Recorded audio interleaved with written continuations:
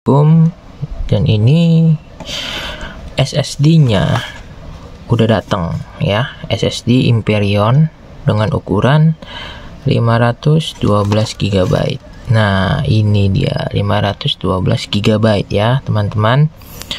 Jadi SSD ini akan gue pasang untuk pengganti hard disk yang nggak bisa kebaca ya, yang kemarin. Oke, pertama buka dulu ya ininya nih, apa namanya, baut yang buat hard disk ya, lebih tepatnya. Oke, tinggal gua buka. Gampang kok ini masang apa namanya, SSD gitu ya.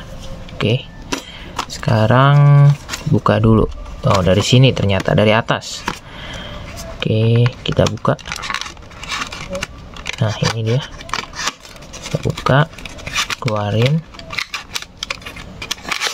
Nah, SSD itu memang nggak terlalu berat ya. Ini enteng banget, SSD ini enteng, nggak bohong. Asli ini enteng banget, nggak ada kali sampai paling cuma 500 gram. Oke, kita sudah paskan dengan ininya nih, apa sih, bracket ya, sama ini port yang ada di sini. Nah, ini kan ada port ya, port SATA, itu dipasin dulu. Modelnya tuh bener gak? Oh, ternyata yang pendek terus ada kelebihannya tuh ke bawah. Berarti kita masangnya bukan begini, tapi begini.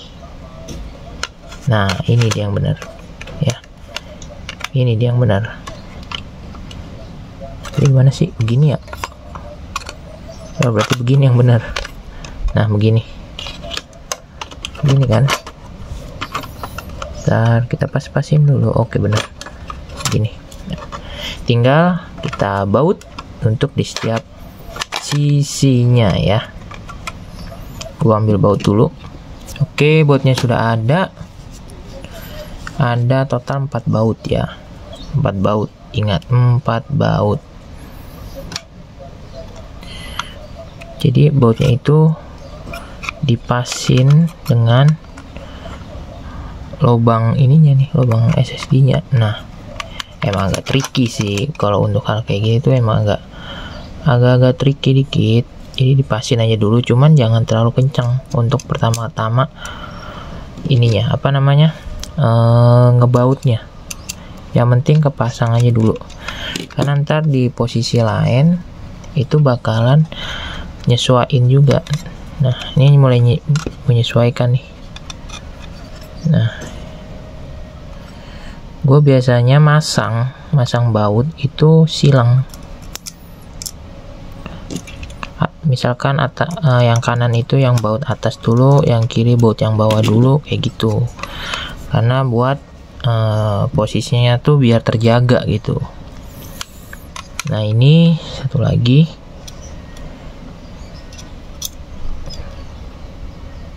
Oke, pasang dulu. Jangan terlalu kencang, ingat. Nah, biar yang sebelahnya ini langsung pas gitu.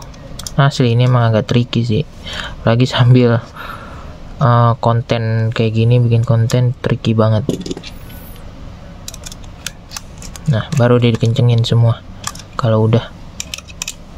Oke, kenceng-kencengin semua, jangan sampai ada yang kelewat. Oke, semua sudah. Oke, sudah ya. Terus tinggal kita pasang, dipasin. Oke, sebentar. Nah, gampang kan? Kalau udah ketancep begini, ntar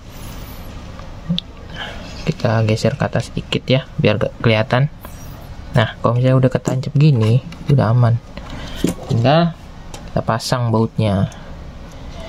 Nah, ini baut kita pasang.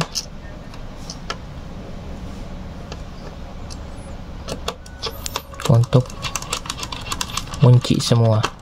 Oke, jika sudah, gue bakal pasang cover keyboardnya ini ya. Jadi gue bakal rekam kalau misalkan keyboard cover keyboardnya udah kepasang gitu. Nanti baru kita install. Ini sudah dalam ini ya, BIOS ya. Ini udah dalam BIOS, dan ini kalian bisa lihat sendiri ya. Udah ada hard disk 512 GB Hyperion di sini ya, dengan serial numbernya ini tuh. Cuman di boot priority-nya itu juga belum ada ya, memang karena belum diinstal gitu. Jadi gue udah siapin instalasi Windows 10 ya, yang 64 GB. Kenapa 64 GB? Ya karena ini bagus gitu, kan 64 GB. Dan kalian perlu diingat ya, laptop ini dengan spesifikasinya itu Celeron N4000 series. Kenapa? Gue saranin yang punya laptop dengan prosesor Celeron N4000 series itu wajib upgrade yang namanya ke SSD ya. Ke SSD itu wajib banget kalau nggak mau ngerasain lemotnya gimana. Karena kalian bisa lihat sendiri, ini cuman pakai memori RAM 4 GB dengan tipe DDR4. Dan gue saranin wajib banget migrasi dari hard disk, mau itu 1 TB atau 500 GB. Yang penting udah SSD asli. Buat yang nggak tahu caranya gimana atau yang bingung milih SSD tipe yang gimana, itu silakan kontak gua di Instagram. Link Instagram gua itu ada di kolom deskripsi. Jadi kalian bisa DM aja dulu gimana enaknya, gimana ngatur waktunya, gimana yang mau konsultasi juga bisa gitu. Terus gue juga bisa install lisensi Windows 10 original dan Office original juga. Itu mau versi Office yang 2021, 2019 atau 2016 itu bisa banget ya. Gue ingetin sekali lagi biar gue ngebantu teman-teman yang nonton juga gimana sih caranya gitu, biar nggak bingung. Oke, sekarang gue mau masang dulu ini bootable flash disk ya, udah dipasang. Kalau udah dipasang, tinggal kalian pencet F10 dan ini bakal ke restart ya. Ini bakal ke restart sendiri, dan ini bakal masuk otomatis ke bootable-nya. Oke, dan ini gue ngerekam cuma pakai handphone ya. Nih kalian bisa lihat ya. Ini real. Ini real video gue yang gue buat untuk jadiin konten di channel YouTube gue sendiri. Jadi buat yang mau atau bingung atau mau nanya aja, itu bisa banget di DM Instagram gue sendiri ya. Sekarang udah masuk ke instalasi Windows 10. Pertama-tama yang mau gue ingat nih, kalian ubah time and currency format. Karena gue tinggal di Indonesia ya, gue mau banyak ke Indonesia gitu. Oke, jika sudah, kalian tinggal next aja. Dan bahasanya tuh ya udah United States aja. Ini kan gue baru masang SSD gitu. Di dalam instalasi itu ada tipe MBR dan GPT gitu. Dan gue saranin buat yang udah pakai SSD itu ubah SSD kalian menjadi GPT. Gimana sih cara ngeceknya? Oke. Pertama, kalian pencet Shift dan F10. Di sini akan keluar command prompt ya, di sini. Selanjutnya kalian ketik this part. Oke. Jika udah ketik di part kayak gini, ini tunggu sampai ada bacaan perintah selanjutnya. Nah, ini udah masuk ke fitur disk part. Selanjutnya kalian ketik list disk. Oke. Nah, kalau udah list disk, ini buat ngebaca storage kalian yang ada di laptop ini ya. Yang 14 GB ini flash disk gua, dan gua udah bootable menggunakan Rufus ya. Itu GPT. Jadi termasuk UEFI. Buat yang nggak tahu UEFI itu apa, silakan cek di Google ya. Atau buat yang udah tahu silakan kasih tahu ke komentar yang belum tahu ya. UEFI itu bisa dibilang sistem yang baru ya.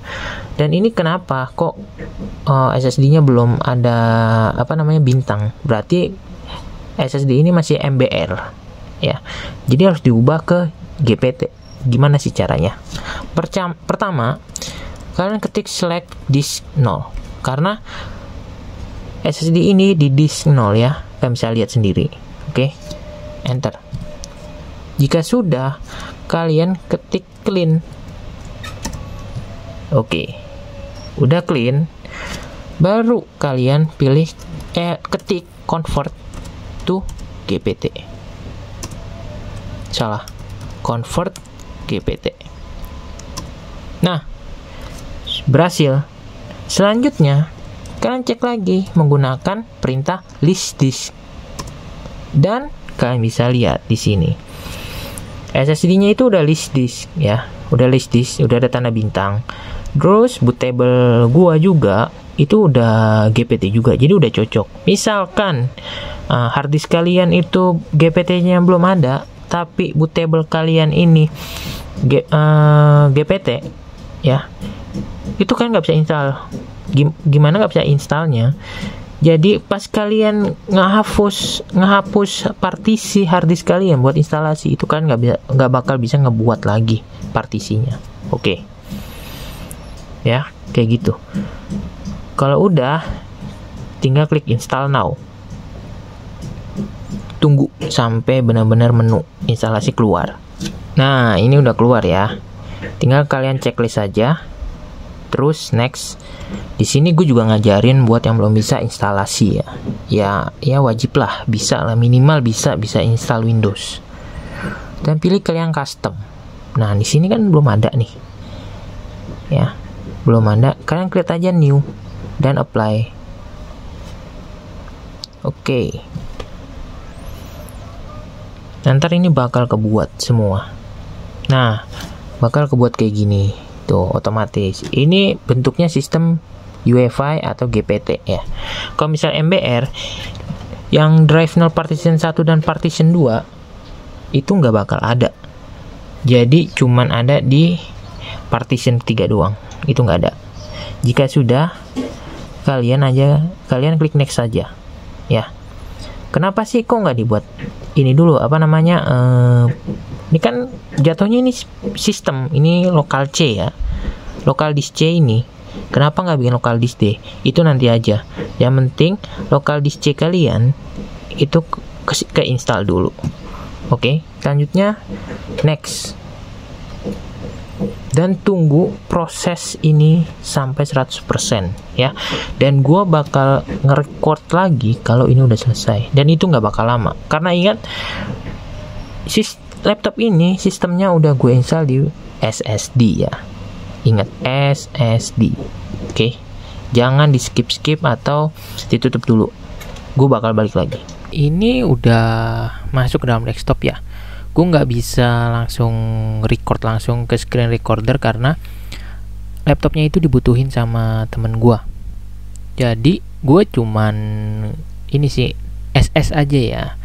Gue udah ngetes SSD-nya itu menggunakan Crystal Disk Mark yang versi 8.0.4. Jadi di sini kalian bisa lihat sendiri itu untuk read ya. Yang pertama itu ada 536,46 MB per second ya. Itu udah cukup bagus menurut gua dengan tipe SATA. Dan untuk tipe write-nya atau tulisnya itu sampai 478,56 MB per second. Itu juga menurut gua tuh udah bagus banget ya. Terus ke bawahnya itu kalian bisa lihat sendiri itu udah bisa dibilang hampir 100 MB per second di atasnya gitu untuk speednya ya.